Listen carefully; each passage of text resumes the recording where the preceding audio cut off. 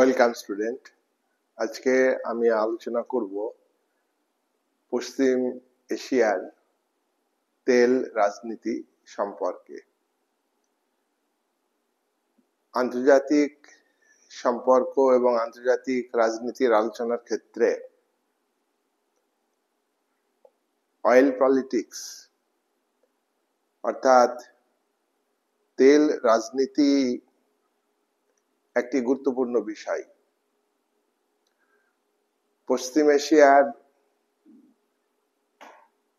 কিছু দেশে ব্যাপক পরিমাণ তেল আছে, তাদের তেল সম্পদই হলো প্রধান সম্পদ। বর্তমানে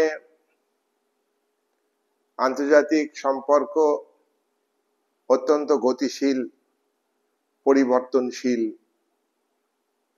বিশ্বের বিভিন্ন রাষ্ট্রের উত্থান ঘটছে এবং পতন ঘটছে।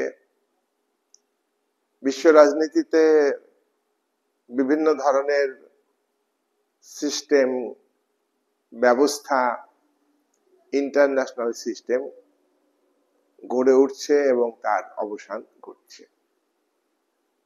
যেমন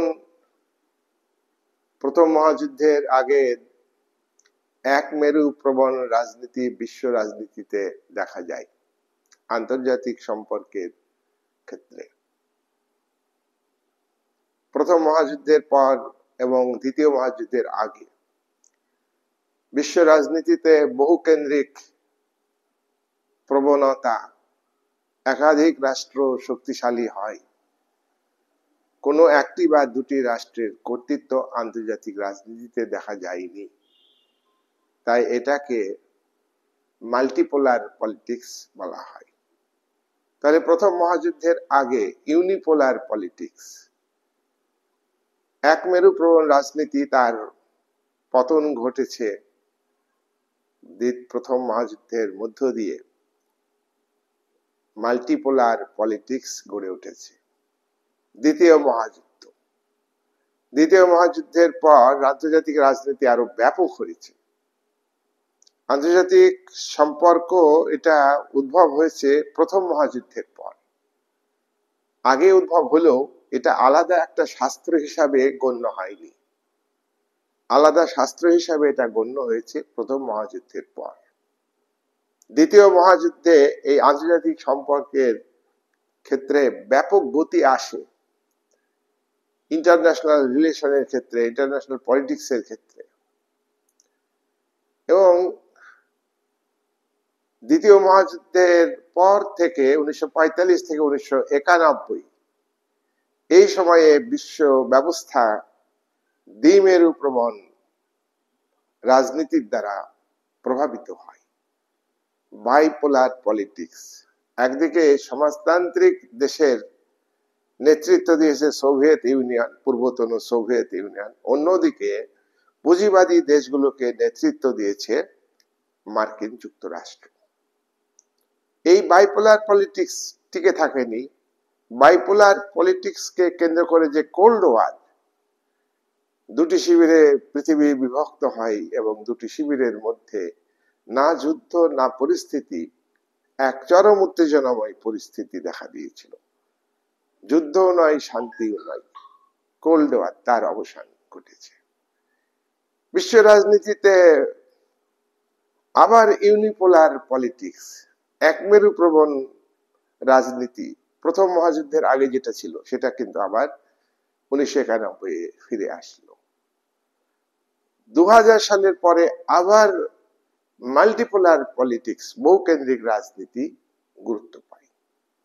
স্টেট অ্যাক্টর যেমন গুরুত্বপূর্ণ ভূমিকা পালন করেছে, একাধিক রাষ্ট্র শক্তিশালী হয়েছে। মার্কিন যুক্তরাষ্ট্রের যে একমেরু প্রবণ রাজনীতি, তাকে অস্বীকার করেছে বহু দেশ। England, France, Italy, Germany, Japan, এরা প্রত্যেকেই ক্ষমতাশালী রাষ্ট্রে পরিণত হয়েছে। এবং এখানে নয়া উদারীকরণ ও বিশ্বায়নের যুগে রাষ্ট্র অ্যাক্টর আন্তর্জাতিক সম্পর্ককে যেমন প্রভাবিত করেছে, গুরুত্বপূর্ণ ভূমিকা পালন করেছে, তেমনি বেসরকারি সংগঠনও গুরুত্বপূর্ণ ভূমিকা পালন করেছে।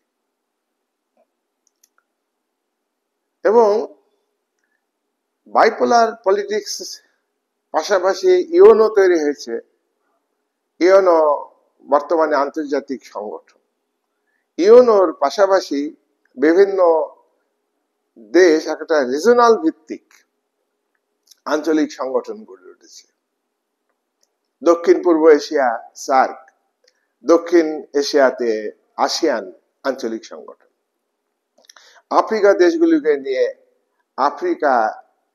আফ্রিকা ইউনিয়ন তৈরি হয়েছে AU, ইউরোপের দেশগুলিকে নিয়ে আঞ্চলিক সংগঠন অর্থনৈতিক তথা রাজনৈতিক ইউরোপীয় ইউনিয়ন তৈরি হয়েছে। ঠিক তেমনি ভাবে তেলকে কেন্দ্র করে, পেট্রোলিয়ামকে কেন্দ্র করে বিশ্ব রাজনীতিতে একটা বিশাল একটা রাজনীতি, আন্তর্জাতিক সম্পর্ক, এই বিশ্ব রাজনীতি আন্তর্জাতিক সম্পর্ক প্রভাবিত হচ্ছে তেল রাজনীতিকে কেন্দ্র করে, তেল সম্পদকে কেন্দ্র করে। তেলকে তরল সোনা বলা হয়। তরল সোনা, লিকুইড গোল্ড হচ্ছে তেল। তেলের বিরাট মূল্য। তেল ছাড়া পৃথিবীর কোন দেশেরই উন্নয়ন সম্ভব না। তাই আজকের ভিডিওতে আমি এই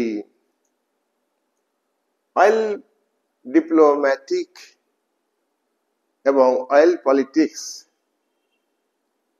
of international relations and international politics এটা আলোচনা করব। বিপুল পরিমাণ তেল ভান্ডার কিছু দেশে আছে। ইরাকে আছে, ইরানে আছে, কুয়েতে আছে, সৌদি আরবে আছে। এইসব দেশে ভেনেজুয়েলারে আছে।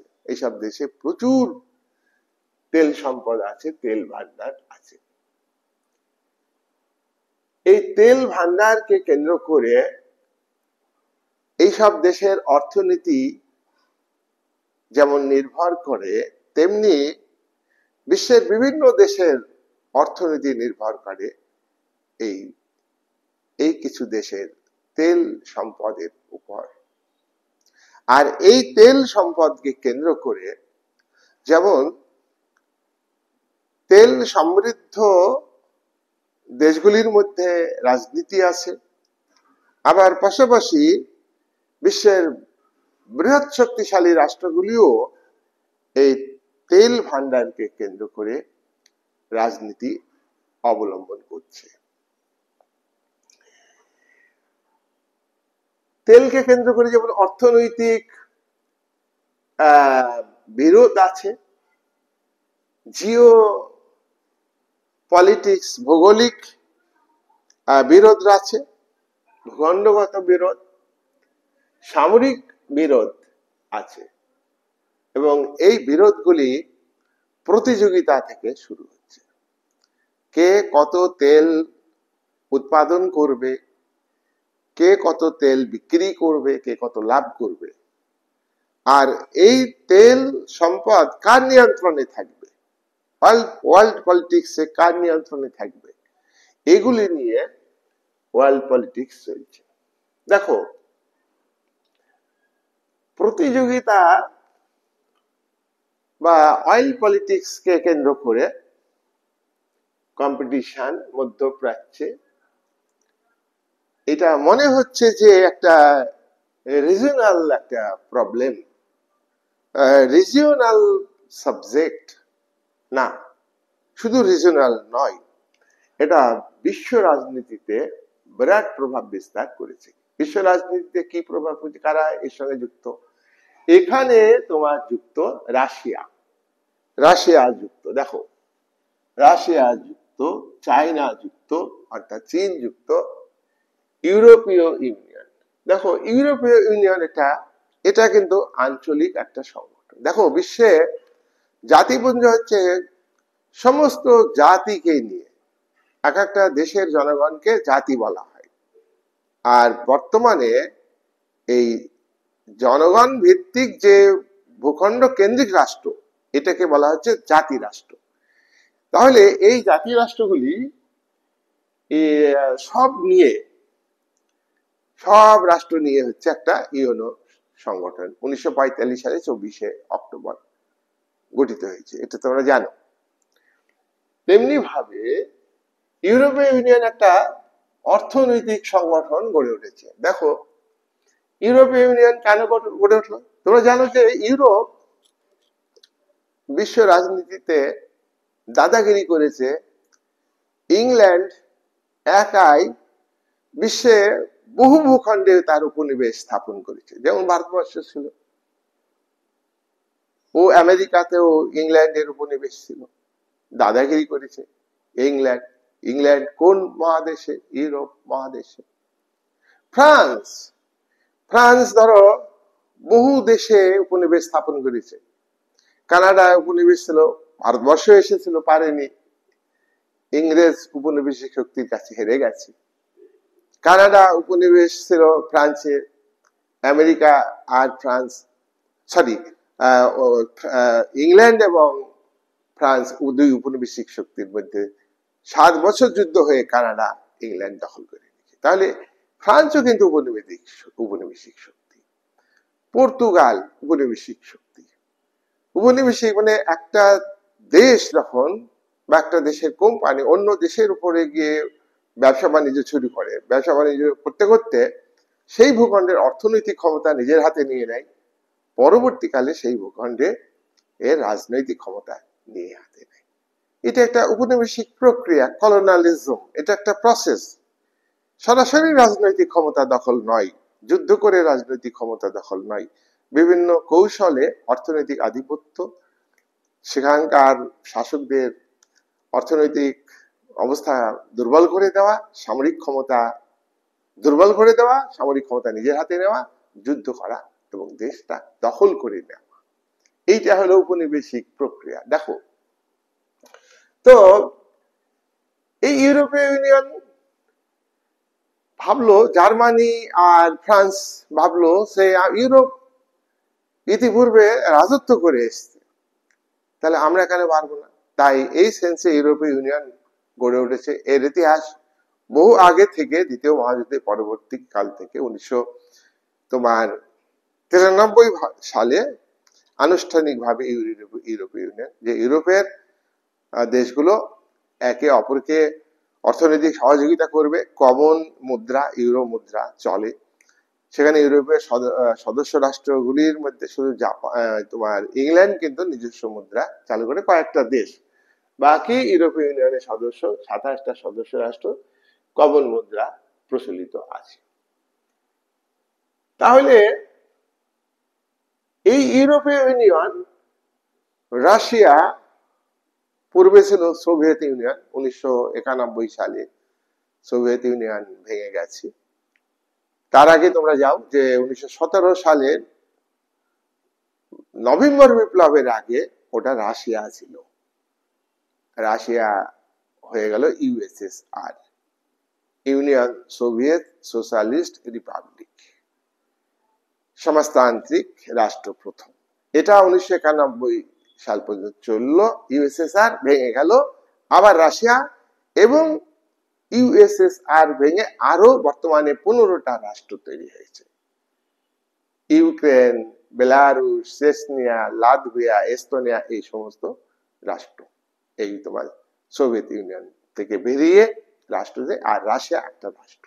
এই রাশিয়া কিন্তু পূর্বতন সোভিয়েত রাশিয়া ছিল, সোভিয়েত ইউনিয়ন ছিল, চীন, এরা সবাই কিন্তু এই মধ্যপ্রাচ্যের, পশ্চিম এশিয়ার অয়েল পলিটিক্স অর্থাৎ তেল রাজনীতির সঙ্গে যুক্ত, প্রত্যক্ষ এবং পরোক্ষভাবে। দেখো পশ্চিম এশিয়ার রাজনীতির কেন্দ্রের কারণটা কি? পশ্চিম এশিয়াকে আমেরিকা কেন গুরুত্ব দিচ্ছে? আগে থেকেই দিয়েছে। তোমরা দেখো যে যেটা 1956 সালে সুয়েজ খাল সংকট দেখা দিয়েছিল, সেখানে কিন্তু এই সংকটে ইংল্যান্ড আমেরিকা একদিকে ছিল, সরি ইংল্যান্ড এবং ফ্রান্স একদিকে ছিল, আমেরিকা ইংল্যান্ড ফ্রান্সের বিপক্ষে ছিল। আবার রাশিয়াও কিন্তু নাসেরের পক্ষে ছিল। নাসেরের পক্ষে আমেরিকা রাশিয়া দুটো দেশ সুপার পাওয়ার স্টেট এবং কোল্ড ওয়ারের সঙ্গে যুক্ত, তারা একদিকে। এখানে কিন্তু ইংল্যান্ড ফ্রান্সের বিরুদ্ধে ছিল। যাই হোক, তাহলে আমরা দেখছি যে এখানে যে পলিটিক্সটা হচ্ছে পশ্চিম এশিয়ার রাজনীতির কেন্দ্রে, তার মূল কারণ হলো 1 নম্বর ভৌগোলিক কারণ। বিশ্বের তেল মজুদের প্রায় 48 থেকে 54% পর্যন্ত এখানে তেল মজুদ আছে। 48 থেকে 50% তেল এই পশ্চিম এশিয়াতে আছে। 2, সৌদি আরব, ইরান, ইরাক, কুয়েত, কাতার, এইসব দেশগুলো হচ্ছে তেল সমৃদ্ধ তেল অঞ্চল। সৌদি আরবে ব্যাপক পরিমাণ তেল আছে, দেশটা ভাসছে তেলের উপর। ইরান তেলের উপরে ভাসছে, ইরাক তেলের উপরে ভাসছে, কুয়েত তেলের উপরে ভাসছে, কাতার তেলের উপরে ভাসছে, তেল সমৃদ্ধ। 2 নাম্বার, এটা আমরা ভৌগোলিক কারণ আমরা বুঝলাম যে এই কটা দেশে প্রচুর তেল আছে, তেল সমৃদ্ধ। 2 নাম্বার উৎপাদন এবং রপ্তানির কারণে। এবার এই যে কটা দেশে তেল আছে, এই তেলের রপ্তানি, এই দেশগুলো বিদেশে তেল বিক্রি করে, নিজের প্রয়োজনে অতিরিক্ত তেল বেচতে হবে, অন্যান্য দ্রব্য কিনতে হবে, আমদানি করতে হবে, অর্থনীতিকে চাঙ্গা করতে হবে, ন্যাশনাল ইনকামকে বাড়াতে হবে। তাহলে এই দেশগুলি বিশ্বের তেল রপ্তানিকারক দেশ। এটা হলো 1 নাম্বার। 2 নাম্বার হলো তেলের দাম নিয়ন্ত্রণ করে কে? এই যে তেল উৎপাদনকারী দেশ, তেল বিদেশিরা এসেই ইচ্ছামতো তেল কিনবে, সস্তায় কিনবে, ন্যায্য দাম দিবে না, তা কিন্তু হবে না। তার জন্য ওপেক বলে একটা আঞ্চলিক সংগঠন গড়ে উঠেছে। তেল উৎপাদনকারী এবং তেল রপ্তানিকারক দেশগুলি নিয়ে একটা সংগঠন, this is regional organisation, OPEC, OPEC। ওপেকের পুরো নাম হচ্ছে ওতে অর্গানাইজেশন অফ দা, পিতে পেট্রোলিয়াম, ইতে এক্সপোর্টিং, সিতে কান্ট্রিজ, প্লুরাল নাম্বার। একাধিক দেশ, তেল উৎপাদনকারী, তেল রপ্তানিকারী দেশ, তারা সমবেত হয়ে ওপেক নামে, অর্থাৎ full form organisation of the petroleum exporting countries, একটা সংগঠন করলো 1960 সালে। তখন ধরো কোল্ড ওয়ার চলছে, কি তাই তো? 1960 সালে 14 সেপ্টেম্বর সৌদি আরবের রাজধানী বাগদাদে এই সংগঠন গড়ে উঠল। সংগঠন বিভিন্ন সময়ে নিজেরা আলোচনা করে, মিটিং করে। এই যে সংগঠনটা গঠন করলো, তখন এই সংগঠন গঠনের ক্ষেত্রে 5টা রাষ্ট্র ছিল। কি কি? 1 নাম্বার হলো Iraq, Iran, Kuwait. Iraq, Iran, Kuwait, সৌদি আরব, ভেনেজুয়েলা। ইরাক, ইরান, কুয়েত, সৌদি আরব 4টি, আর ভেনেজুয়েলা এই 5টা। এরা হলো ফাউন্ডার অফ দি ওপেক। এর হেডকোয়ার্টার দেখো, প্রত্যেকটা আঞ্চলিক সংগঠনের এই হেডকোয়ার্টার আছে।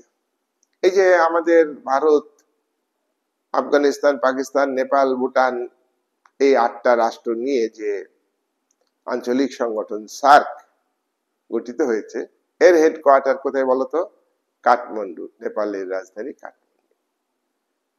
প্রত্যেকটা আঞ্চলিক সংগঠনের হেডকোয়ার্টার আছে, তেমনি ভাবে এই ওপেক এর হেডকোয়ার্টার হচ্ছে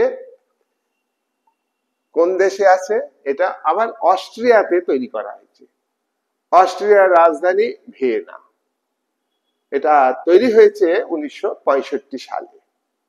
দেখো, ভিয়েনা অত্যন্ত গুরুত্বপূর্ণ। তোমরা জানো 1815 সালে ভিয়েনা কংগ্রেসে ইংল্যান্ডের প্রতিনিধি, ফ্রান্সের প্রতিনিধি, জার্মানির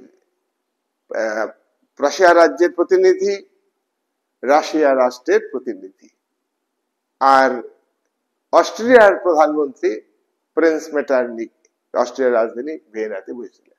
এই মিটিং কিন্তু খুব গুরুত্বপূর্ণ। আন্তর্জাতিক সম্পর্ক গঠনের ক্ষেত্রে প্রথম একটা বড় মঞ্চ। এটা ইউরোপের রাজনীতিকে পরিচালনা করেছে। এখানে ফরাসি বিপ্লবের আদর্শ, সাম্য, মৈত্রী, গণতন্ত্র, স্বাধীনতা, এই আদর্শগুলিকে মুছে দেওয়ার জন্য, ধ্বংস করার জন্য এই সংগঠন। তার কারণ এই সংগঠনের নেতারা ছিলেন প্রতিক্রিয়াশীল, গণতন্ত্র বিরোধী। নেপোলিয়নের একনায়কতান্ত্রিক শাসনে ফ্রান্স যে সাম্রাজ্যবাদী নীতি গ্রহণ করেছিল, ভবিষ্যতে যাতে আর কোন রাষ্ট্র এরকম সাম্রাজ্যবাদী নীতি গ্রহণ না করতে পারে, শক্তিশালী না হতে, সেই জন্য এই মিটিংটা। আর মূল উদ্দেশ্য ছিল গণতন্ত্র, সাম্য, মৈত্রী, স্বাধীনতা, এগুলিকে ধ্বংস করতে হবে। যাই হোক, সেই ভিয়েনাতে হলো অস্ট্রিয়ার রাজধানী ভিয়েনাতে 1965 সালে এই ওপেকের হেডকোয়ার্টার তৈরি হলো। আর প্রথমে মিটিং এ বসেছিল বাগদাদে, সেটা সৌদি আরবের রাজধানী। নেক্সট দেখো, এই সংগঠনটা কেন হলো ওপেক? আন্তর্জাতিক স্তরে বা আন্তর্জাতিক ক্ষেত্রে তেলের দামকে নিয়ন্ত্রণ করতে হবে, তেলের দাম যাতে ন্যায্য পায় এই দেশগুলি। তার কারণ পৃথিবীতে নয় সাম্রাজ্যবাদী শক্তি এই কারণে বলছি যে ইউএনওর চার্টারে লেখা আছে সাম্রাজ্যবাদ নিপাত যাক। ইউএনওর চার্টারে লেখা আছে উপনিবেশবাদ নিপাত যাক, মানে দূর হও। কিন্তু সাম্রাজ্যবাদী তারা সাম্রাজ্য বিস্তার করবে না, এটা কখনো হয়? উপনিবেশিক শক্তি যারা বিদেশের ভূখণ্ডকে শোষণ করেছে, বিদেশের মানুষকে শোষণ করে নিজেদের আর্থিক সমৃদ্ধি এবং অন্যান্য সমৃদ্ধি বৃদ্ধি করেছে, তারা থামবে না। তাহলে আমেরিকার মতো নয়া সাম্রাজ্যবাদী দেশ, সোভিয়েত ইউনিয়নের মতো নয়া সাম্রাজ্যবাদী দেশ, তারা যাতে এই ওপেকের সদস্য রাষ্ট্রগুলির উপরে আধিপত্য বিস্তার না করতে পারে, ওপেকের সদস্য রাষ্ট্রগুলি তেলের দাম যেন বিশ্ববাজারে ন্যায্য দামে বিক্রি করতে পারে, তার কারণ এই রাষ্ট্রগুলি হচ্ছে দাদা, তারা দাম নির্ধারণ করবে, এটা চলবে না। তাই এই আঞ্চলিক সংগঠন ওপেক বিরাট ভূমিকা পালন করেছে। দেখো, এবার আমরা দেখলাম ফাউন্ডার মেম্বার ওপেকের 5টা দেশ। এবার বর্তমানে ওপেকের সদস্য কতটা রাষ্ট্র? 13টা। দেখো, এখানে এটা কিন্তু পরিবর্তন হতে পারে। আমি আজকে ভিডিও বানাচ্ছি, পরে কিন্তু চেঞ্জ হতে পারে। তোমরা বিভিন্ন সোর্স থেকে জানবে, নেট সার্চ করে। 13টার মধ্যে ওই যে আমি founder member Saudi Arab, Kuwait, Iraq, Iran, Venezuela, Africa মহাদেশের ভেনেজুয়েলা, এরা কিন্তু এই দেশগুলো আবার এই 13টার মধ্যে আছে। কি কি? আলজেরিয়া ওপেকের সদস্য, অ্যাঙ্গোলা ওপেকের সদস্য রাষ্ট্র, কঙ্গো ওপেকের সদস্য রাষ্ট্র, ইকুয়েটোরিয়াল গিনি সদস্য রাষ্ট্র, গ্যাবন সদস্য রাষ্ট্র, Iran, Iraq, Kuwait, Libya, Nigeria, Saudi Arab ওপেকের সদস্য রাষ্ট্র, ইউএই এর ফুল ফর্ম কি? এও সদস্য। ইউএই এর ফুল ইউনাইটেড আরব আমির শাহ, ইউনাইটেড আরব আমির শাহ এও কিন্তু ওপেকের সদস্য। ভেনেজুয়েলার, এই যে ভেনেজুয়েলার, এটার উপরে আমেরিকা দাদাগিরি করে, চীনও এর উপরে দাদাগিরি করে। আরে ভাই, নিজের সম্পদ নিয়ে দাদাগিরি কর, অন্যের সম্পদে এত লোভ কেন বিশ্ব রাজনীতিতে? চীন তোমার শক্তি আছে বলে তুমি ভেনেজুয়েলাকে নিয়ন্ত্রণ করবা, আমেরিকা তোমার পাওয়ার আছে বলে তুমি নিয়ন্ত্রণ করবা। এই ভেনেজুয়েলার এর প্রেসিডেন্ট ছিলেন মিস্টার সাবেজ, উনি মারা গেছেন।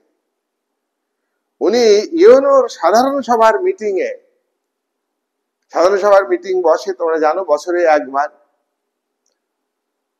সেপ্টেম্বর মাসে 3য় মঙ্গলবারে শুরু হয়, 2 মাস ধরে চলে এই মিটিং। এই মিটিং এ ভেনেজুয়েলার রাষ্ট্রনায়ক মিস্টার সাভেজ বলেছিলেন,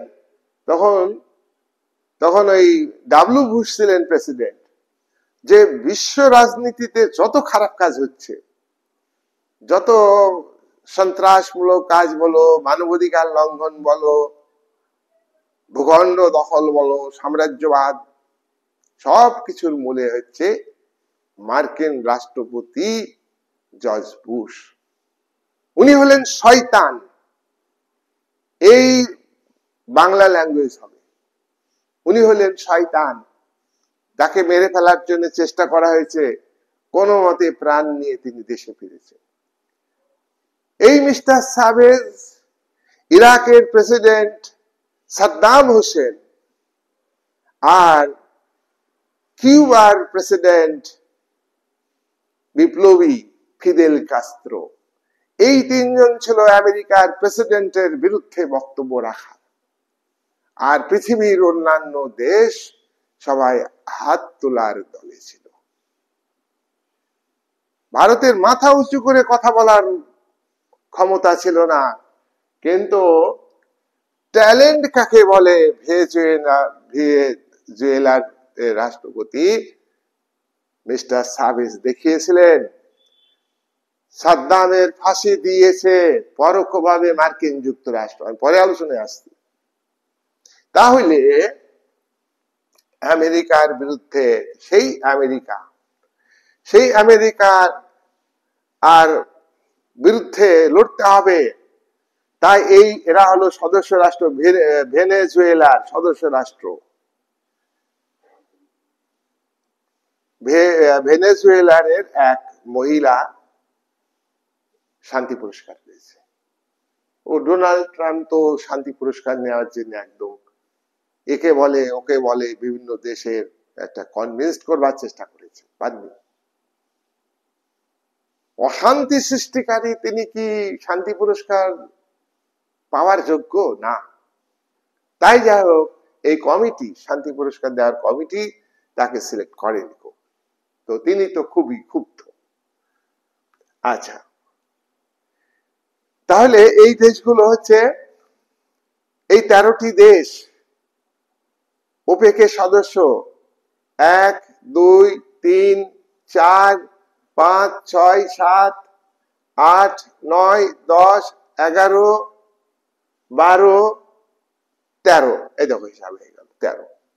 এইবার হচ্ছে ওপেকের প্লাস ওপেকে আরো সদস্য, আরো ওপেকের সঙ্গে যুক্ত সদস্য নয় কিন্তু, সরি ভুল বললাম, এরা কিন্তু সদস্য নয়, কিন্তু ওপেকের সঙ্গে ওপেক প্লাস মানে হচ্ছে, এখানে আমার বোর্ডে লেখা আছে দেখো, ওপেক প্লাস মানে হচ্ছে ওপেক সংগঠনের সঙ্গে যুক্ত ইনভাইটেড মেম্বার থাকে। তোমরা দেখো যে সার্কের মিটিং হলে সিন ইনভাইটেড থাকে, বোঝা গেল। যেমন আসিয়ানের সদস্য নয় ভারত, সেখানে ভারত কল পায়, আসুন আসুন। যাই হোক, তো ওপেক প্লাসে আছে কারা? রাশিয়া আছে। বর্তমান রাশিয়া 1991 সালে যে দেশটা সোভিয়েত ইউনিয়ন ইউএসএসআর ভেঙে টুকরো টুকরো হয়ে গেছে, তারই একটা অংশ ইউক্রেন অঙ্গরাজ্য ছিল। রাশিয়ার সোভিয়েত রাশিয়ার সংবিধানের একটা বক্তব্য ছিল যে রাজ্যগুলো বিচ্ছিন্ন হতে পারবে, ফেডারেল স্ট্রাকচার। রাজ্যগুলোর বিচ্ছিন্ন হওয়ার অধিকার একমাত্র পূর্বতন সোভিয়েত ইউনিয়নের সংবিধানে ছিল। কোন রাষ্ট্রের সংবিধানে আমেরিকা বর্তমানে আদর্শ যুক্তরাষ্ট্র বলা যায়, কিন্তু প্রকৃত আদর্শ যুক্তরাষ্ট্র নয়। কিন্তু আমেরিকার যুক্তরাষ্ট্রের যতটা যুক্তরাষ্ট্র ব্যবস্থা বৈশিষ্ট্য আছে অন্য দেশে নেই, ভারতে নেই। যাই হোক, তাহলে আরো 10টা দেশ, রাশিয়া, কাজাকস্তান, অনেক বই আছে, কাজাকিস্তান আছে দেখবে, কাজাকস্তান, আজারবাইজান, মেক্সিকো, আমেরিকার নিচের দেশ পজিশন, এগুলো ম্যাপ দেখে নিবে। আমি ম্যাপটা দেখাতে পারলাম না, ম্যাপ আমি দেখেই পড়াচ্ছি, মানে ম্যাপ দেখে নিয়েছি আমি, তোমরা দেখে নিবে। মেক্সিকো, আরো 10টা ওপেক প্লাস দেশ। ওপেক প্লাস দেশে রাশিয়া একটা উদ্যোগ নিয়েছে 2016-তে। রাশিয়া একটা বিশাল উদ্যোগ নিয়েছে। দেখো, দ্বিমেরুপ্রবণ রাজনীতির অবসান ঘটেছে ঠিকই, রাশিয়ার অভ্যন্তরে আমেরিকার নিয়ন্ত্রণ, রাশিয়াকে ভেঙে দেওয়ার পিছনে আমেরিকার হাত ছিল। তার কারণ সোভিয়েত রাশিয়া আমেরিকাকে বহু জায়গায় মেরেছে, বহু জায়গায় পরাজিত করেছে। উত্তর কোরিয়ার মাটিতে চীন এবং উত্তর কোরিয়ার কমিউনিস্ট পার্টির সঙ্গে মার্কিন বাহিনী, অর্থাৎ জাতিপুঞ্জের বাহিনী, যেখানে মার্কিন যুক্তরাষ্ট্রের 90% সেনা ছিল, এই যুদ্ধে আমেরিকার বাহিনী বা জাতিপুঞ্জের বাহিনী পরাজিত হয়েছে। এর পিছনে কে ছিল? সোভিয়েত রাশিয়া ছিল, মার খেয়ে পালিয়ে গেল। ভিয়েতনাম যুদ্ধ আমেরিকার সঙ্গে হয়েছে 20 বছর, এই যুদ্ধে ভিয়েতনামের কাছে আমেরিকা পরাজিত হয়েছে। পিছনে কে ছিল? সোভিয়েত রাশিয়া ছিল। মার্কিন যুক্তরাষ্ট্র চাই না যে আমার প্রতিদ্বন্দ্বী সমাজতান্ত্রিক শিবির শক্তিশালী হোক। সোভিয়েত রাশিয়া কিন্তু সেই শক্তিশালী হয়েছে। একের পর এক মার্কিন যুক্তরাষ্ট্রকে পাল্টা দিয়ে অস্ত্র প্রতিযোগিতায় সোভিয়েত ইউনিয়ন এগিয়ে গিয়েছিল, সেই সোভিয়েতকে ভেঙে দিয়েছে। এখন রাশিয়া ভয় পায় না।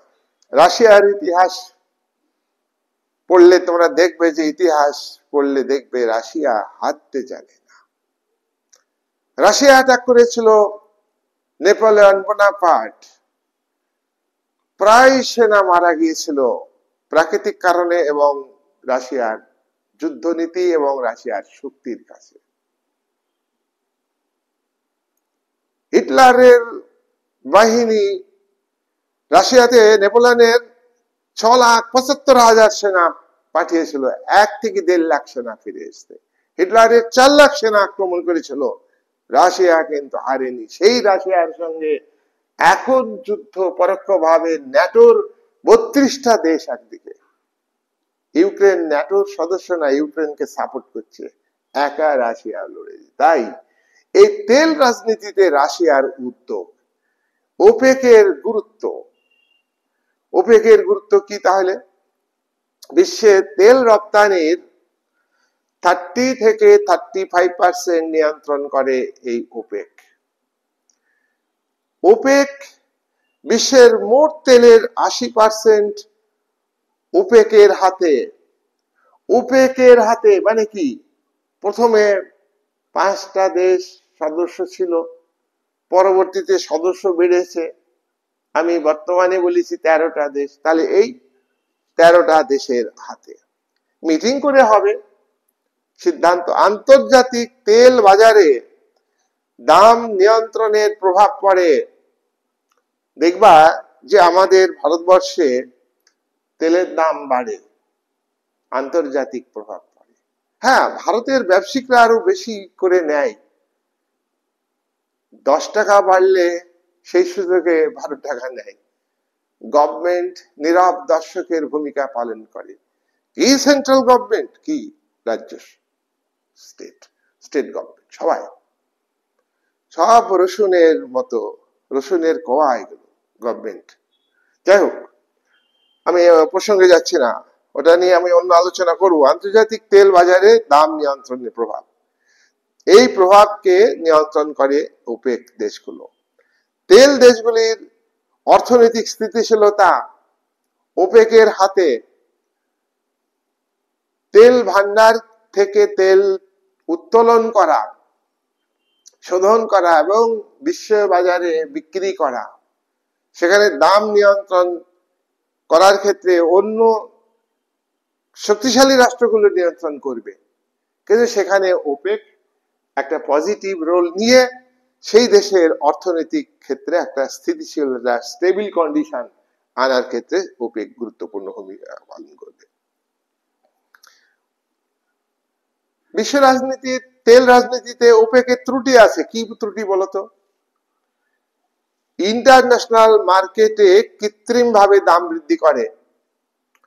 ওপেক সংগঠন বিশ্ব বাজারে কৃত্রিম ভাবে তেলের দাম বাড়ায়। আমি আগেই বলেছি, তেল হলো তরল সোনা, খুবই গুরুত্বপূর্ণ। এখন সৌরশক্তি বেশি ব্যবহার করবার চেষ্টা করছে, তবু তেলের ভূমিকা কিন্তু কমছে না, খুব প্রয়োজনীয় জিনিস। 1973 সালে তেলের দাম বৃদ্ধি করেছে ওপেক। উৎপাদনের কোটা নিয়ে ওপেক কান্ট্রিগুলির মধ্যে বিরোধ। তেল কত উত্তোলন করবে সেটা নিয়ে ওপেক রাষ্ট্রগুলির মধ্যে বিরোধ আছে। ওপেক রাষ্ট্রগুলির মধ্যে চরম বিরোধ আছে। সৌদি আরব আমেরিকার সঙ্গে বন্ধুত্ব রাখে।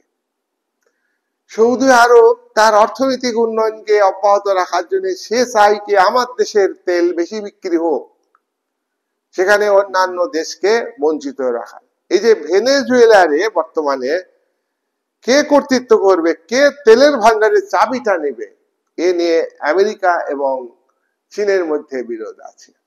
যাই হোক, ওপেকের দেশগুলির মধ্যে ইউনিটি নেই। নেক্সট হচ্ছে প্রধান ভৌগোলিক রাজনৈতিক বিষয়। মধ্যপ্রাচ্যে তেল পথকে নিরাপদে রাখতে হবে, তেল পথগুলিকে নিরাপদে রাখতে হবে। বুম মেরে তেলের পথগুলিকে ড্যামেজ করে দেওয়া হয় মাঝে মাঝে। সেই কারণে আমেরিকা এই যুক্তি দিয়ে মধ্যপ্রাচ্যে সেনা মোতায়েন করেছে। সামরিক উপস্থিতি কার? মার্কিন যুক্তরাষ্ট্রে। এখানে সামরিক উপস্থিতি কেন? আজকে ইরানে মিলিটারি আছে, আমেরিকা কেন থাকবে? তোমরাই জাতিপুঞ্জের সনদ তৈরি করেছো ভাই। জাতিপুঞ্জ গঠনের ক্ষেত্রে কোন কোন দেশের ভূমিকা ছিল? আমেরিকার ছিল, ব্রিটেনের ছিল, ফ্রান্সের ছিল, মিত্র শক্তির দেশগুলোর ভূমিকা ছিল। জার্মানির কোনো ভূমিকা ছিল? জাপানের কোনো ভূমিকা ছিল? ইটালির কোনো ভূমিকা ছিল না। তারা পরাজিত শক্তি। জার্মানির ভূখণ্ডকে ভাগ করে নিয়েছে 4টি দেশ। জার্মানির পূর্ব অংশকে সোভিয়েত ইউনিয়ন একাই দখল করে নিয়েছে। সেখানে পূর্ব জার্মানি সমাজতান্ত্রিক রাষ্ট্র প্রতিষ্ঠা করেছিল। অন্যদিকে জার্মানির পশ্চিম অংশে ইংল্যান্ড, আমেরিকা, ফ্রান্স 3টি দেশের কর্তৃত্ব। ধনতান্ত্রিক সরকার পশ্চিম জার্মানিতে, পূর্ব জার্মানিতে সমাজতান্ত্রিক। বার্লিন অবরোধ করেছে সোভিয়েত রাশিয়া। মিনিটে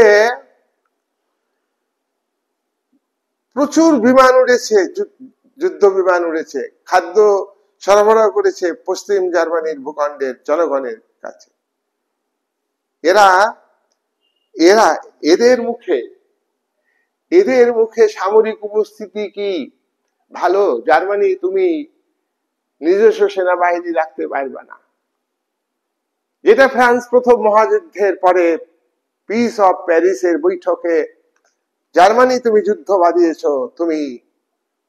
তুমি তোমার সার অঞ্চল, শিল্প অঞ্চল আমাকে ছেড়ে দাও। ফ্রান্সের বক্তব্য, জার্মানি তুমি সেনা রাখতে পারবা না, তোমার দেশে আমাদের মিত্র শক্তির সেনা মোতায়েন থাকবে। জার্মানি তুমি যুদ্ধ বাঁধিয়েছ, তুমি বছরে এত কোটি ডলার অর্থ শাস্তি স্বরূপ তোমাকে দিতে হবে বছরের পর বছর।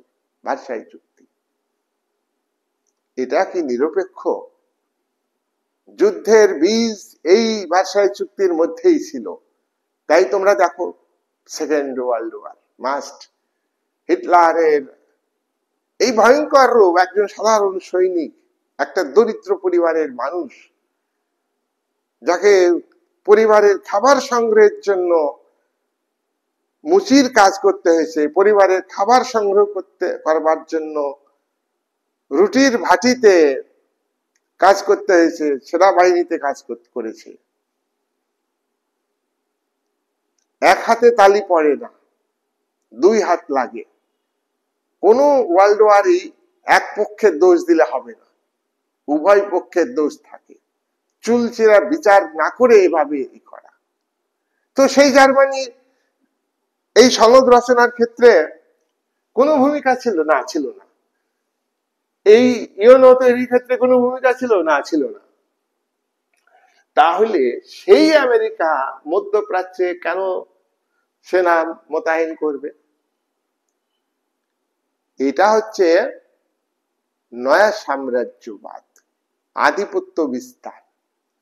সেই দেশের ভৌগোলিক যে এবং ভৌগোলিক মানে কি বলবো, সার্বভৌম ক্ষমতা, চূড়ান্ত ক্ষমতা, সার্বভৌমিকতাকে ক্ষুণ্ণ করা। শুধু অর্থনৈতিক সার্বভৌম ক্ষমতাকে ক্ষুণ্ণ করে তাই নয়, কিন্তু তার পাশাপাশি ভৌগোলিক সার্বভৌমত্বকে ক্ষুণ্ণ করছে। সৌদি আরব, আমেরিকাতে অয়েল ফর সিকিউরিটি সম্পর্ক। সৌদি আরব তুমি তেল দিবা, তোমার তেল রক্ষা করার দায়িত্ব আমার। সৌদি আরব তার টেকনোলজি নেই, আমেরিকার সঙ্গে বন্ধুত্ব করছে, আমেরিকা ইরানকে মারছে, পরমাণু কেন্দ্র ধ্বংস করে দিচ্ছে, সৌদি আরব কিছু বলছে না। পাকিস্তান ইসলামিক কান্ট্রি, সৌদি আরব ইসলামিক কান্ট্রি, পাকিস্তান ইসলামিক কান্ট্রিগুলির উপরে দাদাগিরি করতে চাইছে। সৌদি আরব বলছে তুই তো খেতে পাস না, তুই আবার দাদাগিরি কি করবি? অস্ত্র ধুয়ে জল খাবা? তুমি শুধু অস্ত্র বানাচ্ছ, সন্ত্রাসবাদ তৈরি করছো, ওটা তো ঠিক না। তাই সৌদি আরব কিন্তু সেখানে সন্ত্রাসমূলক কাজকে সমর্থন করে না, তারা উন্নতিকে বেছে নিয়েছে। তাই ভাই, আমেরিকা খারাপ হোক ভালো হোক, আমেরিকার সঙ্গে আমার বন্ধুত্ব, এই হলো সৌদি আরবের নীতি। আর ইরান ভাই, ইরানের আয়াতুল্লাহ খামেনি কি চেয়েছিলেন?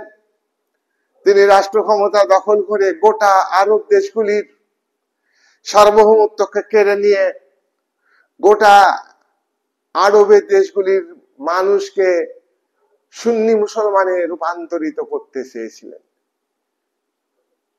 সুন্নি মুসলমান, শিয়া মুসলমান।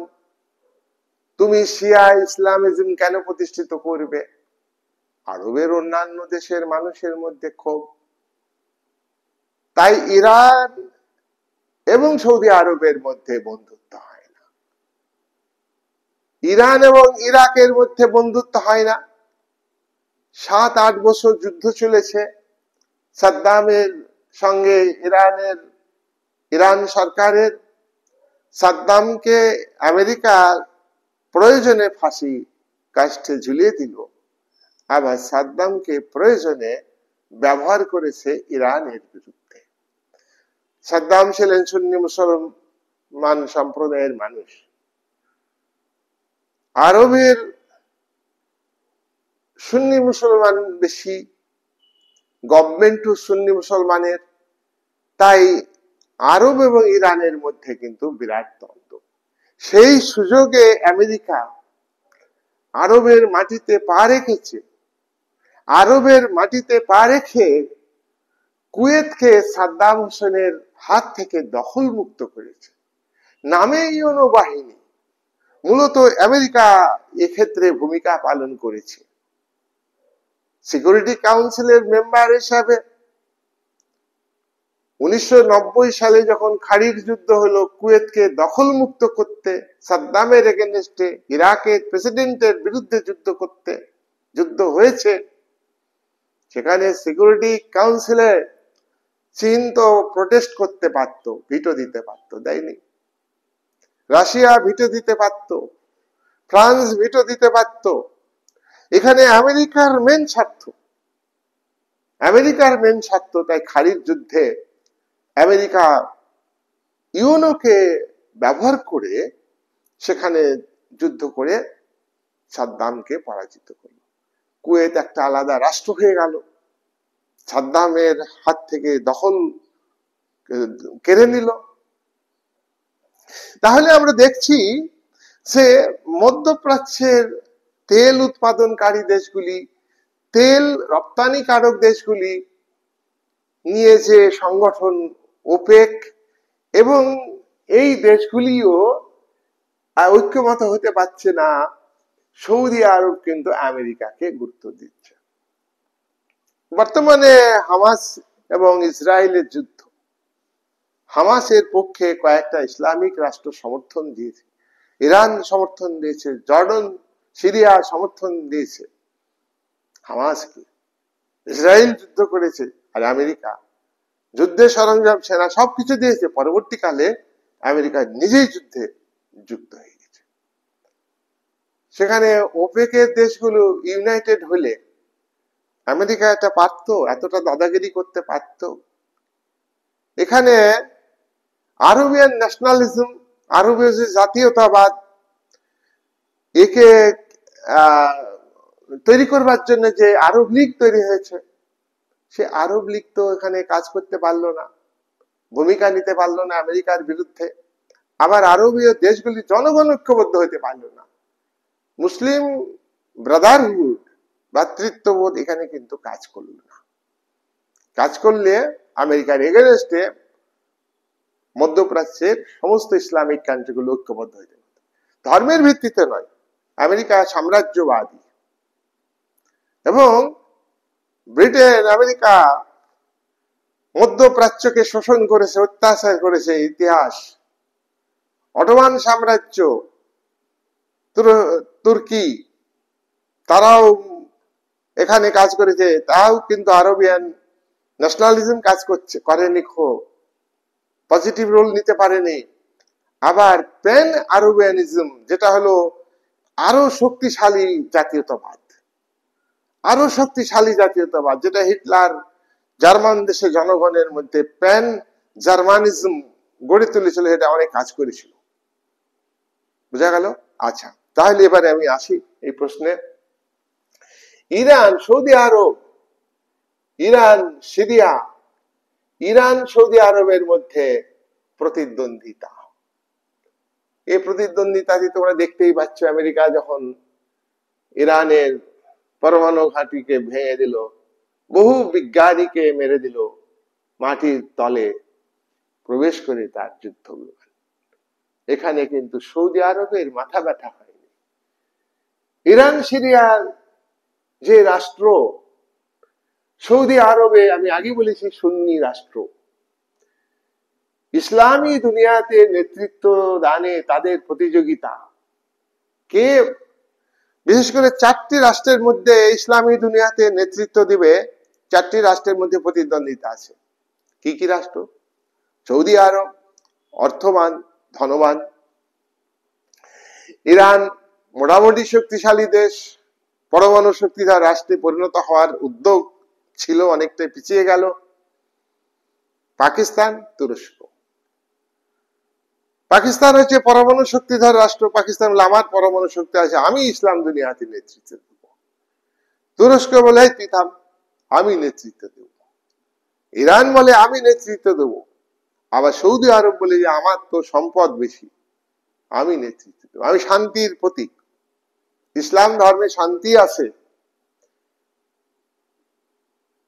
দেশে বিদেশে সব জায়গায় শান্তি প্রতিষ্ঠিত করতে হবে, কোরআনে বক্তব্য আছে।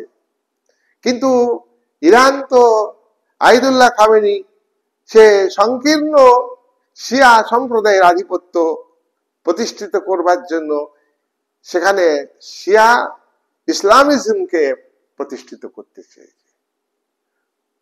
ইরাকের প্রেসিডেন্ট সাদ্দাম হোসেন, উনি তো সুন্নি ইসলামিজমকে প্রতিষ্ঠিত করতে চেয়েছিলেন। এগুলো কেন? এইসব বিরোধে দেখা যাচ্ছে যে মধ্যপ্রাচ্যের দেশগুলি দুর্বল হয়ে পড়ছে। ইয়েমেন, লেবানন, সিরিয়া, এদের মধ্যে ব্যাপকভাবে প্রতিদ্বন্দ্বিতা আছে। তেল উৎপাদনকারী দেশগুলি যদি ঐক্যবদ্ধ না হয়, তাহলে নয় সাম্রাজ্যবাদী, নয় উপনিবেশিক শক্তিগুলো তারা সুযোগ নেবে, এটা স্বাভাবিক, সেটাই নিচ্ছে। হরমুজটা কি? বিশ্বের সবচেয়ে গুরুত্বপূর্ণ তেল পরিবহন পথ। এই হরমুজ খুব নিরাপদে রাখতে হবে, পরিবহন ব্যবস্থা খুব যাতে নিরাপদ থাকে সে চেষ্টাটা করতে হবে। বিশ্বের মোট তেলের 20% এই হরমুজ তেল পথ দিয়ে যায়। মোট তেল 100 ভাগ যদি হয়, তার 20 ভাগ তেল এই হরমুজ প্রণালীর মধ্যে দিয়ে যায়। ইরান আমেরিকা উত্তেজনা বাড়লে, ইরান আর আমেরিকার মধ্যে যখনই উত্তেজনা বাড়ে, এটা বাড়বে ইতিহাস। 80-র দশকে 7-8 বছর ধরে ইরান এবং ইরাকের মধ্যে যে যুদ্ধ হয়েছিল, সেখানে ইরাককে আমেরিকা সাপোর্ট দিয়েছিল, সাদ্দাম হোসেনকে সাপোর্ট দিয়েছিল। আবার সেই সাদ্দামকে প্রয়োজনে আমেরিকা ইরাকের জনগণের পুতুল সরকার তৈরি করে, পাপেট গভর্নমেন্ট তৈরি করে, সেই গভর্নমেন্টকে দিয়ে ফাঁসি দেয়। যেটা এখন ইউনূস সরকার বাংলাদেশে, তোমার শেখ হাসিনার ফাঁসি, বিচার ব্যবস্থাকে নিয়ন্ত্রণ করে, ঠিক এরকম আর কি। সাদ্দামের বিচার করা উচিত ছিল, সেই দেশের মানুষ বিচার করবে, কিন্তু আমেরিকার এখানে হাত ছিল। যাই হোক, তাহলে এই উত্তেজনা যখন বাড়ে আমেরিকা এবং ইরানের মধ্যে, তখন হরমুজ প্রণালীতে বোম্বিং হয়। এই বোম্বিং এর হাত থেকে এই প্রণালীটাকে নিরাপদে রাখতে হবে। নেক্সট হচ্ছে তেল রাজনীতি আর যুদ্ধ। তেলকে কেন্দ্র করে বহু সংঘাত হয়েছে, বহু যুদ্ধ হয়েছে। আমি ইতিপূর্বে আলোচনা করেছি, এই যে ইরাক কুয়েত যুদ্ধ, কুয়েতকে ইরাক দখল করে নিয়েছে 1990 সালে। আর এই দখলকে কেন্দ্র করে 1990 সালে খাঁড়ির যুদ্ধ বলা হয় বা উপসাগরের যুদ্ধ বলা হয়। আমেরিকা জাতিপুঞ্জকে নিজের স্বার্থে ব্যবহার করেছে। আমি এখানে বলবো যে চীন হাত তুলেছে সিকিউরিটি কাউন্সিলের মেম্বার হিসেবে, বাধা দেওয়া উচিত ছিল। সোভিয়েত রাশিয়ার বাধা দেওয়া উচিত ছিল, দিতে পারেনি। সোভিয়েত ইউনিয়ন তখন তো ভাঙবো এরকম একটা অবস্থা, অর্থনৈতিক সংকটে ভুগছে, মানুষ না খেয়ে থাকছে। এখন কমিউনিস্টরা সুবিধাবাদী ছিল, দেশের অর্থনৈতিক সংকট দেখে নিয়ে এসছে, তারা নিজেদের বাড়ি গাড়িকে বেশি গুরুত্ব দিয়েছে। যাই হোক, তাহলে যুদ্ধ, এর কুয়েত যুদ্ধ অর্থাৎ ইরাকের প্রেসিডেন্ট কুয়েত দখল করে নিল, আর তার পাল্টা হিসেবে জাতিপুঞ্জকে ব্যবহার করে আমেরিকার নেতৃত্বে মাল্টি ন্যাশনাল বাহিনী তৈরি হলো, বহুজাতিক বাহিনী জাতিপুঞ্জের নিজস্ব সেনা নেই, তোমরা জানো। সেই বাহিনী দিয়ে যুদ্ধ করে ইরাককে পরাজিত করলো, কুয়েত দখল মুক্ত হলো। এই একটা কি, এটা হলো তেল যুদ্ধ। তেলকে কেন্দ্র করে ইরাকের উপর হামলা, ইউএনওর মাধ্যমে ইউএসএ যুদ্ধ 2003। এখানে আমেরিকা জাতিপুঞ্জের পক্ষ থেকে বলেছিল যে সাদ্দাম হোসেন মানবাধিকার লঙ্ঘন করেছে, দুজেলিতে একই দিনে 250 জনকে হত্যা করেছে। এটা পারেন না উনি। তিনি বহু নিজের সুন্নি মুসলমান হয়ে শিয়া মুসলিমদের হত্যা করেছেন, মানবাধিকার লঙ্ঘন করেছেন। উনি রাসায়নিক বোমা তৈরি করে ফেলেছেন যা পৃথিবীকে ধ্বংস করে দিবে। এই এক্সকিউজ গুলো দেখিয়ে 2003-এ জাতিপুঞ্জকে ব্যবহার করে অ্যাটাক করে ইরাককে। ইরাকের প্রেসিডেন্ট সাদ্দাম হোসেন পরাজিত হয়। তিনি একটা অস্থায়ী বাংকারে লুকিয়েছিলেন, সেখান থেকে তাকে তুলে নিয়ে এসে তার বিরুদ্ধে আমেরিকা কি করলো, একটা পাপেট গভর্নমেন্ট ইরাকে তৈরি করলো। আর তার সেনা আছে। এই যুদ্ধে 2003-এর ইরাক অ্যাটাকে আমেরিকার সেনা ছিল আর হলো ইংল্যান্ডের সেনা ছিল। এইবার সাদ্দাম হোসেনকে ফাঁসি দিল। সাদ্দাম হোসেনের ফাঁসি দেওয়া হয়ে গেল। আর যেসব আর্গুমেন্ট আমেরিকা দেখেছিল ইরাকের বিরুদ্ধে যুদ্ধ করবার জন্য, একটা আর্গুমেন্টও ধোপে টিকে নেই। এর মূল কারণ ধোপে টিকে নেই, রাসায়নিক বোমা পায়নি ইরাকে। তাহলে কি আমেরিকা এই যুদ্ধ ঠিক করেছে? তাহলে জাতিপুঞ্জ কি? জাতিপুঞ্জের উদ্দেশ্য শান্তি নিরাপত্তা রক্ষা করা, না শান্তি নিরাপত্তাকে বিঘ্ন করা? আমরা একটু বলতে পারি। তারপরে যখন একটা অভিযোগও প্রমাণ করতে পারেনি, তাহলে আমেরিকা এখানে শাস্তি পাওয়া উচিত। সেই আমেরিকা এবং ইংল্যান্ডের সেনা সেখানে রেখে দিল নয় সাম্রাজ্যবাদ। নয় সাম্রাজ্যবাদ কোন অধিকারে আমেরিকা এখানে সেনা রাখে? যদি জাতিপুঞ্জের সনদকে মানা যায়, মানেনি। আর এখানে কেউ কিন্তু কথা বলে না। প্রত্যেকটা রাষ্ট্রের কর্ণধার জাতীয় স্বার্থকে বড় করে দেখে, কিন্তু বিশ্বে ন্যায় প্রতিষ্ঠিত করা, বিশ্বে শান্তি প্রতিষ্ঠিত করা, সেখানে কিন্তু সবাই হাত তোলার দলে, প্রত্যেকটা দেশের প্রতিনিধিরা হাত তোলার দলে। একদম নিরপেক্ষভাবে আলোচনা করছে, এগুলো বুঝবে। হ্যাঁ, শুধু একাডেমি নয়, এগুলো ব্যাপার বুঝা যাচ্ছে। তাই আমরা এখানে বলতে পারি যে আমেরিকা কি দাদাগিরি করলো এখানে ইরাকের। তাই ইরাকের জনগণের উদ্দেশ্যে আমরা কথা বলতে পারি যে শিয়া নয়, সুন্নি নয়, মার্কিন সাম্রাজ্যবাদকে ধ্বংস করা। আর বিশ্ব জনমত মার্কিনের এগেনস্টে ওই ইরাকের জনগণকে সাপোর্ট দেওয়া উচিত। মানে বিশাল অন্যায় করেছে আমেরিকা যুক্তরাষ্ট্র। এখনো সেনা সেখানে কেন রেখেছে? কোন দেশের কর্ণধার জাতিপুঞ্জের মিটিং এ যে সেনা অপসারণ করুক, সব দেশ একদিকে হয়ে বলতে পারে না? এখানে কি তা বলবে না? আসলে আমেরিকার মূল উদ্দেশ্য কি? ইরাকের আভ্যন্তরীণ ক্ষেত্রে জনগণের মানবাধিকার প্রতিষ্ঠা করা তার মূল উদ্দেশ্য ছিল। ইরাকে শান্তি প্রতিষ্ঠা করা কি তার মূল উদ্দেশ্য? ইরাকের বর্তমান সরকার আছে, সেখানে শিয়া সুন্নি অস্ত্র নিয়ে ঘুরতে হয় জীবনের নিরাপত্তার জন্য, শান্তি শৃঙ্খলা নাই। কেন আমেরিকা তাহলে এই তার সেনা কি কারণে এখানে আছে? রাসায়নিক বোমা পায়নি।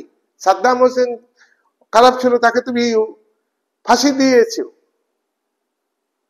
ও মূল কারণ হচ্ছে সাদ্দাম হোসেন তেলের চাবিটা দিতে চায়নি, যে আমার ইরাকের যে তেল সম্পদ আছে, আমি ওপেক, এটা হলো রিজনাল অর্গানাইজেশন, সেখানে আমার ব্যক্তিগত প্রেসিডেন্ট হিসাবে বলবার নেই, কিন্তু আমার দেশের যে তেলের সম্পদ আমি ব্যবহার করতে দেব না ভাই।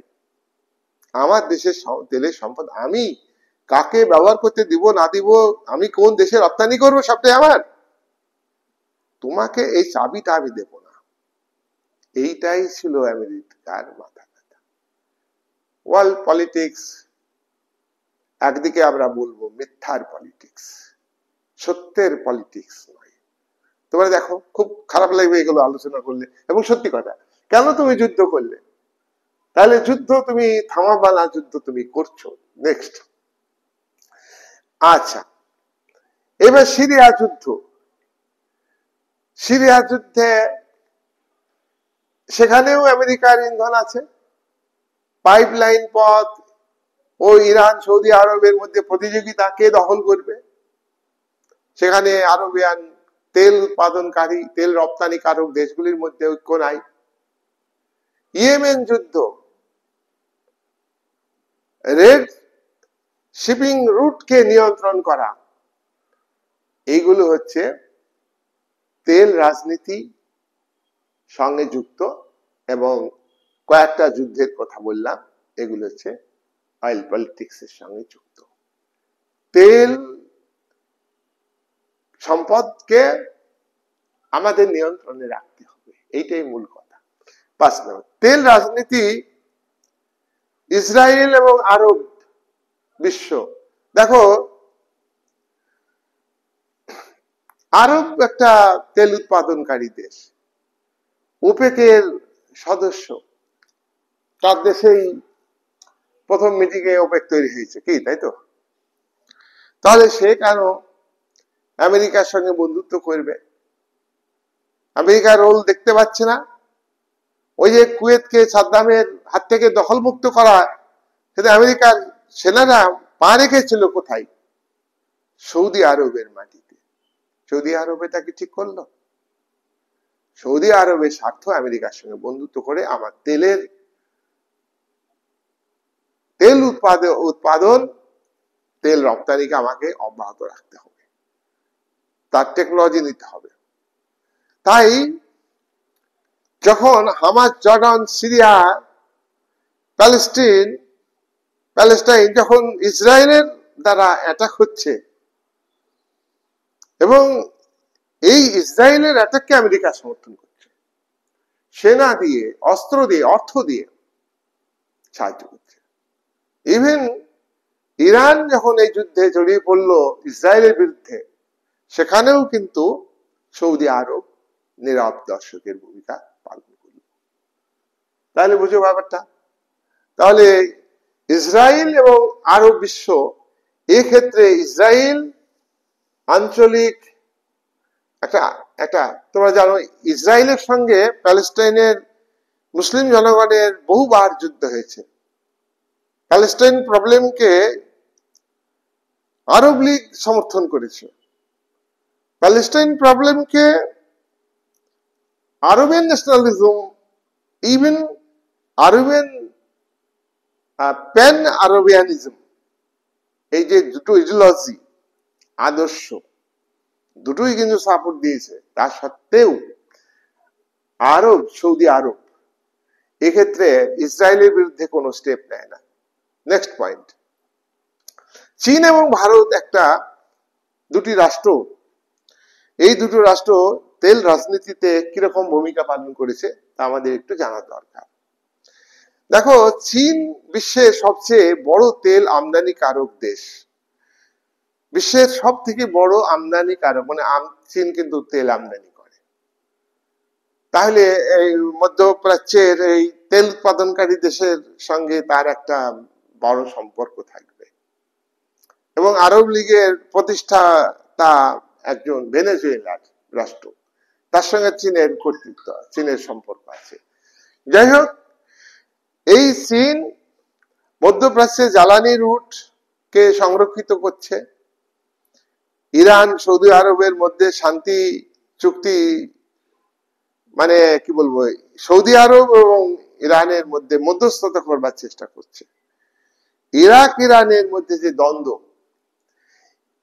ইরান হচ্ছে শিয়া কি বলবো, শিয়া সম্প্রদায়ভুক্ত একটা রাষ্ট্র ইসলাম ধর্মের, আর সুন্নি সম্প্রদায় ভুক্ত রাষ্ট্র হচ্ছে তোমার ইরাক আর সৌদি আরব। কিন্তু তাহলে সুন্নি মুসলিম দেশ হচ্ছে ইরাক, সুন্নি মুসলিম দেশ হচ্ছে সৌদি আরব, তাহলে তো বন্ধুত্ব হওয়া উচিত, তা হয় না। আমরা বাস্তবে তাই দেখছি হচ্ছে না। তাহলে এগুলো নিয়ে একটা পলিটিক্স চলছে। ভারত মোট আমদানির 60%, ভারত যে তেল আমদানি করে 60% তোমার পশ্চিম এশিয়া থেকে নিয়ে আসে। তাই নিরাপদ জ্বালানির মধ্যে ভারত মধ্যপ্রাচ্যের কাছে ঋণী। এখন রাশিয়া এবং ইউক্রেন যুদ্ধে ইউরোপীয় ইউনিয়ন রাশিয়ার এগেনস্টে নিষেধাজ্ঞা জারি করেছে, স্যাংশন লাগু করেছে, বয়কট করেছে। তারা কোনো জ্বালানি তেল রাশিয়া থেকে কিনবে না। সেক্ষেত্রে ভারত ইউক্রেন এবং রাশিয়ার যুদ্ধে নিরপেক্ষ ভূমিকা পালন করে ভারত রাশিয়ার থেকে তেল কিনেছে। ভারত রাশিয়া থেকে যে তেল কিনেছে সেটা শোধন করে ভারতের কাছ থেকে আবার ইউরোপীয় ইউনিয়নের অনেক দেশ তেল কিনেছে। ইউরোপীয় ইউনিয়নের যেমন জার্মানি কঠিন অবস্থা, তা জ্বালানি রাশিয়ার থেকে আসতো। কিন্তু যেহেতু এই রাষ্ট্রগুলি 32টা রাষ্ট্র বর্তমানে ন্যাটোর সদস্য, জার্মানি তার মধ্যে, তারা কিন্তু প্রকাশ্যে কিছু করতে পারছে না আমেরিকার ভয়ে। তাই ন্যাটোর সদস্য রাষ্ট্রগুলি, অন্যান্য রাষ্ট্র যারা দুর্বল, তাদের যে আমেরিকা ক্ষতি করবে না তার কি কোনো গ্যারান্টি আছে? না, গ্যারান্টি নেই। ইউক্রেন আমেরিকার সঙ্গে বন্ধুত্ব করছে, ইউক্রেন ন্যাটো সদস্য হবে, এরকম একটা পরিস্থিতি। ইউক্রেনের সঙ্গে আমেরিকার বন্ধুত্ব এবং আধিপত্য ইউক্রেনের উপর, এটা রাশিয়ার সার্বভৌমত্বের পক্ষে ক্ষতিকর। তাই রাশিয়া কিন্তু এবং আমেরিকার কৃষ্ণসাগর অঞ্চলে আধিপত্য বিস্তার করবে, এটা কিন্তু আমেরিকা রাশিয়ার পক্ষে ক্ষতিকর। যাই হোক, এইখানে আমরা দেখছি যে ভবিষ্যতে এই বিশ্ব রাজনীতি, তেল রাজনীতিকে কেন্দ্র করে পরিবর্তন আসতে পারে। সৌদি আরবের লক্ষ্য হচ্ছে 2030 সালের মধ্যে, 2030 সালের মধ্যে আমাকে তেল নির্ভরতা কমাতে হবে। তেল সমৃদ্ধ দেশগুলো, তাদের তেলই হচ্ছে সম্পদ। তারা উৎপাদন করে, মাটির তল থেকে তেল তুলে রপ্তানি করে। এটা এটা এটা প্রাকৃতিক ব্যাপার, এটা একটা সময় নিঃশেষ হয়ে যেতে পারে। সেজন্য সৌদি আরব অন্যভাবে দেশের উন্নতি করবার চেষ্টা করছে। নতুন জ্বালানির দিকে আজকে বিশ্ব ঝুঁকছে। নতুন জ্বালানি, সৌরশক্তির মাধ্যমে বিদ্যুৎ তৈরি করছে, নতুন জ্বালানির দিকে বিশ্ব কিন্তু আজকে ঝুঁকে পড়ছে। তাই তেলের গুরুত্ব সবসময় যে থাকবে বা তেলের পরিমাণ এই পরিমাণ সাফিসিয়েন্ট থাকবে এ ব্যাপারে কোনো গ্যারান্টি নাই। তাই প্রাচ্যের ভূ রাজনীতি, মধ্যপ্রাচ্যের ভৌগোলিক রাজনীতি, রিজনাল পলিটিক্স, এটা কিন্তু পরিবর্তনের দিকে। তেল শক্তি, তেলের যে শক্তি সেটা স্বল্প মেয়াদী। এই অঞ্চলে রাজনৈতিক অস্থিরতা আছে বর্তমানে, আগামী দিনেও থাকবে। মূলত পশ্চিম এশিয়ার তেল রাজনীতি হলো তেল ভান্ডার কে দখল করা। তারা নিজেদের মধ্যে তেল ভান্ডারকে কেন্দ্র করে দ্বন্দ্বে লিপ্ত। তেল রপ্তানির বিষয়ে দামের ক্ষেত্রে তাদের মধ্যে দ্বন্দ্ব। পাশাপাশি বিশ্বের শক্তিশালী রাষ্ট্রগুলো তারাও কিন্তু এই রিজনালকে ব্যবহার করবার চেষ্টা করছে। ভেনেজুয়েলারে আমেরিকার কর্তৃত্ব থাকবে না চীনের কর্তৃত্ব প্রতিষ্ঠিত থাকবে, এ নিয়ে তাদের মধ্যে বিরোধ। তাহলে এইখানে যে পলিটিক্স, তেল রাজনীতির ক্ষেত্রে এদের নিরাপত্তা কিন্তু খুব সংকটের দিকে। প্রতিদ্বন্দ্বিতা ইরান, সৌদি আরবের মধ্যে আছে, ইরাক, ইরানের মধ্যে প্রতিদ্বন্দ্বিতা আছে। আবার ইসলামিক দুনিয়াতে কে লিড দিবে তা নিয়ে সৌদি আরব, ইরান, পাকিস্তান, তুরস্কের মধ্যে দ্বন্দ্ব। সব মিলে ওয়ার্ল্ড পলিটিক্স কে ওয়ার্ল্ড পলিটিক্সে তেল ভান্ডারের চাবি কোন দেশের হাতে থাকবে সেটা নিয়ে কিন্তু আজকে বিশ্ব রাজনীতি বহুকেন্দ্রিক। ইউএসের, মার্কিন যুক্তরাষ্ট্রের, মধ্যপ্রাচ্যের রাজনীতিকে ব্রিটেন আন্তরিকভাবে সমর্থন করে না, ফ্রান্স সমর্থন করে না, জার্মানি সমর্থন করে না, ইটালি সমর্থন করে না। এরাও কিন্তু মধ্যপ্রাচ্যকে নিজেদের স্বার্থে ব্যবহার করবার চেষ্টা করছে। রাশিয়া, চীন, ভারত এরাও কিন্তু গুরুত্ব দিচ্ছে। তাহলে মধ্যপ্রাচ্যের তেল উৎপাদনকারী দেশের উপর একদিকে মার্কিন যুক্তরাষ্ট্র, England, France, Italy, Germany, Austria এরা যেমন লক্ষ্য রাখছে, নিজেদের নিয়ন্ত্রণে রাখবার চেষ্টা করছে, অন্যদিকে চীন, রাশিয়া, ভারত তারাও কিন্তু মধ্যপ্রাচ্যের তেল ভান্ডারকে নিজেদের নিয়ন্ত্রণে রাখবার চেষ্টা করছে। তাই আজকের দিনে দাঁড়িয়ে আমরা এই তেল সম্পদকে কেন্দ্র করে যে পলিটিক্সটা চলছে, এটা নিশ্চিতভাবে এইরকমই চলবে তা নয়, পরিবর্তন হবে। তবে কোন দিকে পরিবর্তন হবে তা আজকে আমরা নিশ্চিত করে বলতে পারবো না। সম্পর্কের পরিবর্তন এই মধ্যপ্রাচ্যের দেশগুলোকে কেন্দ্র করে এর বিভিন্ন পরিবর্তন আসবে। তারপরে 1956 সালে আমি বলছি সুয়েজ খাল সংকটে আমেরিকা এবং রাশিয়া, সোভিয়েত রাশিয়া কাছাকাছি চলে এসছে, নাসেরকে সাপোর্ট করছে। সেখানে ইংল্যান্ড, ফ্রান্সের বিরুদ্ধে আমেরিকা চাইনি, কিন্তু ইংল্যান্ড, আমেরিকা, ফ্রান্স একদিকে ছিল। তাই আমরা এই কথা বলবো যে আজকে জার্মানি আর ফ্রান্স এই কখনো হয় একমত হয়? পাকিস্তান, ভারত একমত হবে? খুব কঠিন ব্যাপার। তাই জার্মানি এবং ফ্রান্স এই তেল রাজনীতির ক্ষেত্রে একমত হবে এটা কোনো গ্যারান্টি নাই। আবার তুমি দেখো ইউরো ইউনিয়নের মধ্যে ইউরো মুদ্রা, একই মুদ্রা ইউরোপীয় ইউনিয়নের সদস্য রাষ্ট্রগুলির মধ্যে চলবে, এক্ষেত্রে ব্রিটেন, অস্ট্রেলিয়া, বিভিন্ন দেশ কিন্তু দ্বিমত পোষণ করেছে এবং সব রাষ্ট্রে একই মুদ্রা চলছে না। তাই আমরা সিদ্ধান্তে আসব যে মধ্যপ্রাচ্যের তেল রাজনীতিকে কেন্দ্র করে ওয়ার্ল্ড পলিটিক্সের যে বিরোধ, তেল উৎপাদনকারী দেশগুলি নিয়ন্ত্রণে রাখার যে প্রতিযোগিতা, সেটা পরিবর্তনশীল। কোন দিকে যাবে সেটা ভবিষ্যতেই বলে দেবে। এই বলে আলোচনা শেষ করি।